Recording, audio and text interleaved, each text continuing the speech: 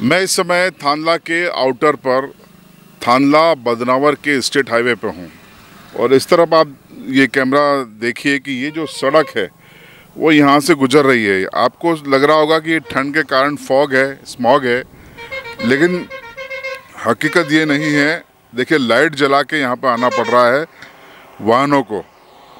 बोलने में भी हमको इस समय परेशानी है और वजह है कि ये जो आप धुएं का गुबार देख रहे हैं, ये दरअसल जवाहर नवोदय विद्यालय थानला से बिल्कुल सटा हुआ नगर परिषद थानला का डंपिंग यार्ड है, जहाँ पर शहर भर का कचरा जमा किया जाता है और उस पर आग लगा दी जाती है।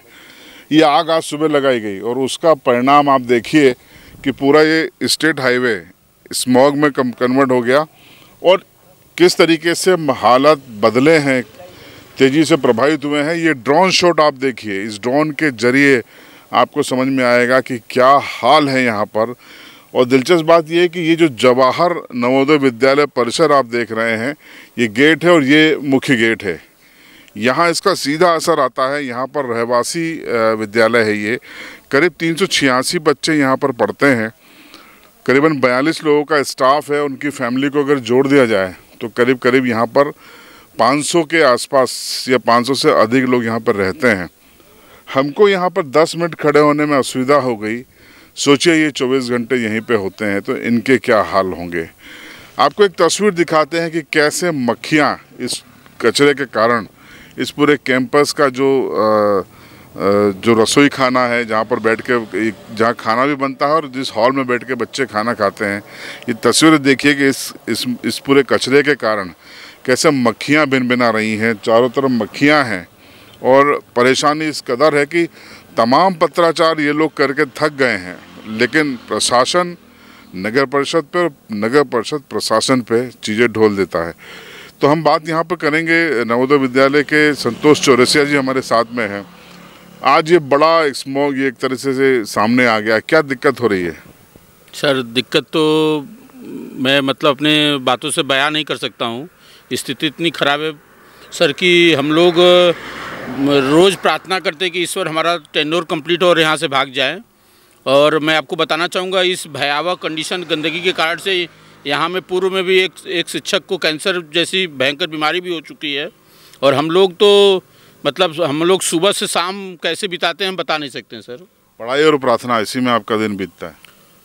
यस सर, हम लोग तो बच्चों को के सुंदर भविष्य के लिए दिन रात लगे रहते हैं। हमारी दिनचर्या 5:30 बजे सुबह से शुरू होती है, रात को 10:30 बजे शाम को ख़त्म होती है। और हम बच्चों को अच्छे भविष्य के लिए दिन रात लगे हुए हैं, लेकिन हमारा ही भविष्य बहुत अंधकार में है। देखिए, विडम्बना है, ये विफलता है यहाँ के तंत्र की, यहाँ के नगर परिषद की, जिला प्रशासन की, रेवेन्यू डिपार्टमेंट की। लफाजी इनसे करवा लीजिए, आप गोल मोल बातें करवा लीजिए, लेकिन ज़मीन पर काम ये करते हुए आपको दिखाई नहीं देंगे। समस्या खड़ी हुई है कई सालों से, लेकिन समाधान नहीं है इनके पास। अब देखिए, जब इलाके के जो सरपंच यहाँ के लगते हैं, जब उन्होंने फ़ोन किया तहसीलदार को, तो तहसीलदार और उनके बीच जो बातचीत हुई, ये वीडियो सुनिए। समाधान की बात करेंगे अपन। ये तो स्थायी समाधान, तो हम ये स्थायी समाधान के लिए 3 साल से सर लड़ाई लड़ रहे ना। क्या भाई, पंचायत से प्रस्ताव ठहराव दे रहे हैं, कलेक्टर साहब को प्रस्ताव ठहराव दिया, विधायक साहब को ले जाके कलेक्टर साहब को आवेदन दिया हमने। नहीं तो वो तो है। अब समस्या का समाधान थोड़ी देर में निकल जाता है। 3 साल तक लेके थोड़ी होगा। आप थोड़ी देर आओ तो सही सर, मौके पे समस्या का समाधान। Received on phone pay.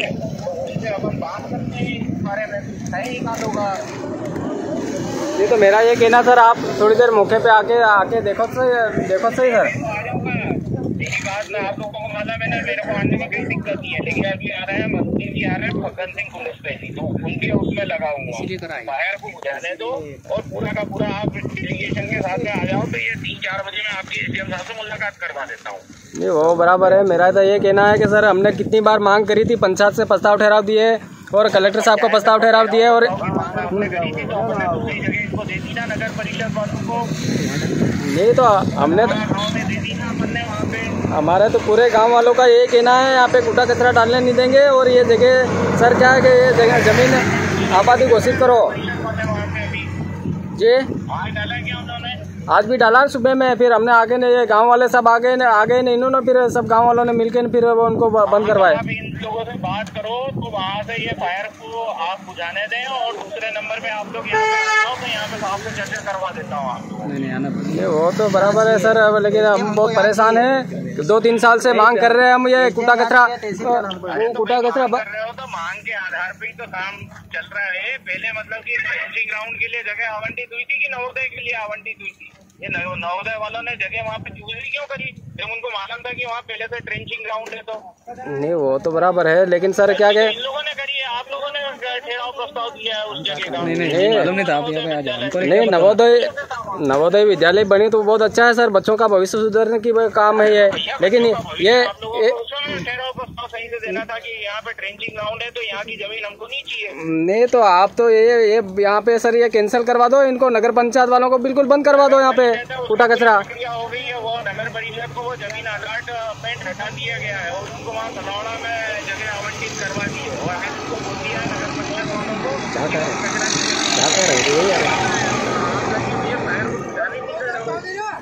ये सर वो तो बराबर है। अब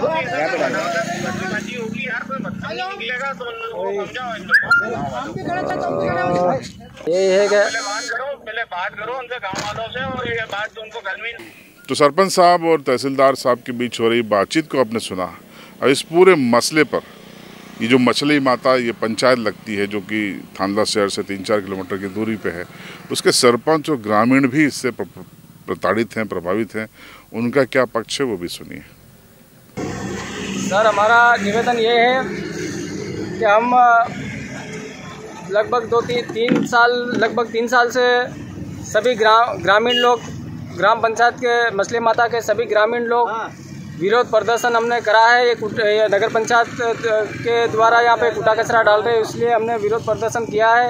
यहाँ पे कूटा कचरा डालने के कारण मवेशी भी बहुत हमारे गांव की मरी है, और बाकी यहाँ पे मच्छर मक्खी बहुत पैदा हो रही और बीमारियाँ भी बहुत पैदा हो रही यहाँ पे।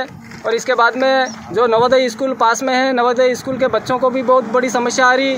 मॉडल स्कूल भी पास में है, मॉडल स्कूल वाले बच्चों को भी बहुत परेशानी आ रही और बीमारियां हो रही। इसलिए हमारा यही कहना है कि हमने ग्राम पंचायत मसले माता से प्रस्ताव ठहराव बना के हमने विधायक साहब का लेटर बनाया और विधायक साहब को साथ में ले जाके कलेक्टर मैडम को भी हमने आवेदन दिया। और आज तक भी प्रस्ताव ठहराव ग्राम सभा लेके और हमने प्रस्ताव ठहराव बनाया। प्रस्ताव ठहराव में यही निर्णय सभी ग्रामीण लोगों ने यही निर्णय लिया कि आज के बाद में नगर पंचायत जो कूटा कचरा डाल रही वो नहीं डालने का है और यहाँ पे गंदगी नहीं फैलाना है। और यहाँ नवोदय स्कूल पास में, नवोदय स्कूल के बच्चों को भी बहुत परेशानी आ रही है, बच्चे बीमार हो रहे। नवोदय स्कूल पास में, इधर मॉडल स्कूल भी पास में, मॉडल स्कूल के बच्चों को भी बहुत परेशानी आ रही है और बच्चे बीमार हो रहे और गांव के माल मवेशी मर रहे इससे कूटे कचरे से। और इतना प्रदूषण फैला हुआ है, यहाँ पे इतनी गंदगी फैली हुई है कि यहाँ पे निकलना यानी कि बीमारी लेना है। इस तरह से यहाँ पे समस्या और परेशानियाँ हैं।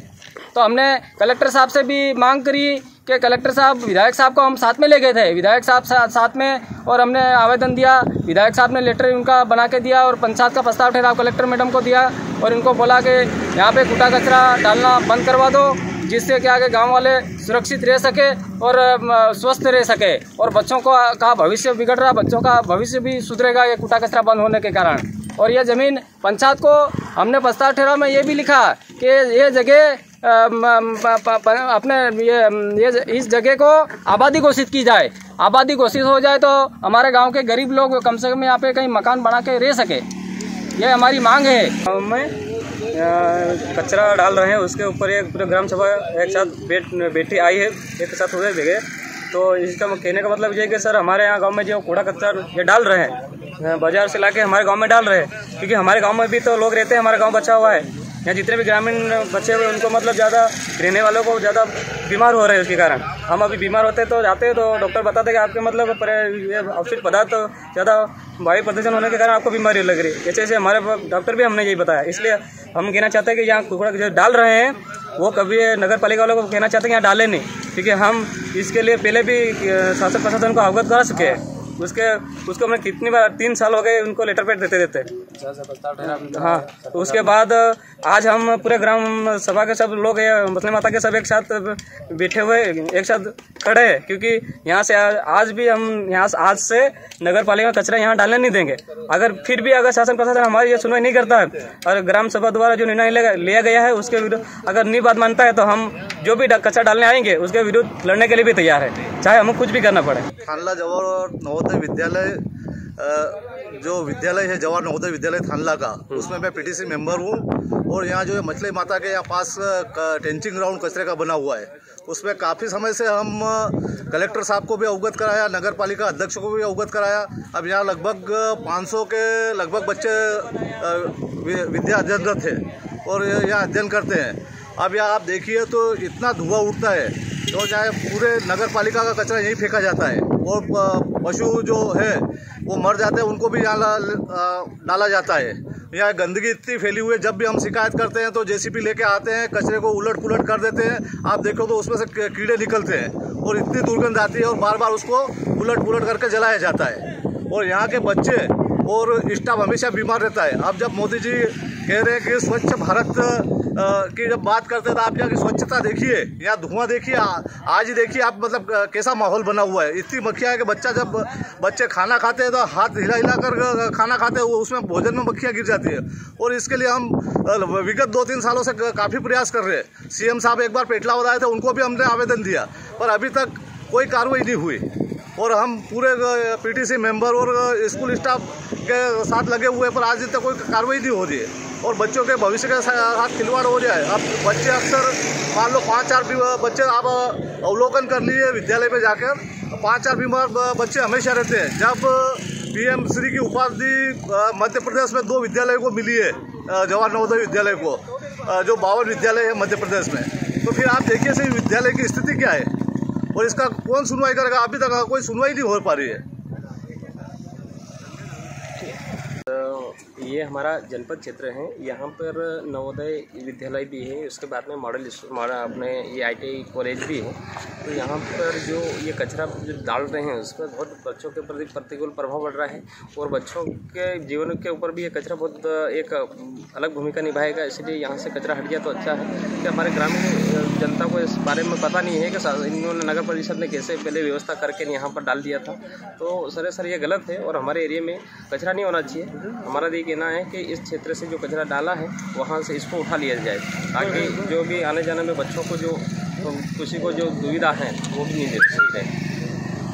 और यहाँ पर जो आए दिन इस कचरे के कारण से जो धुआं है जला देते हैं, जो उठता है, तो बच्चों के सेहत के ऊपर भी बुरा प्रभाव पड़ता है। और जो नवोदय यहाँ केंद्रीय सरकार की स्कूल है, तो उसमें भी बच्चे करीबन 1000 से समथिंग है, तो उनके ऊपर भी उनका प्रतिकूल प्रभाव पड़ता है।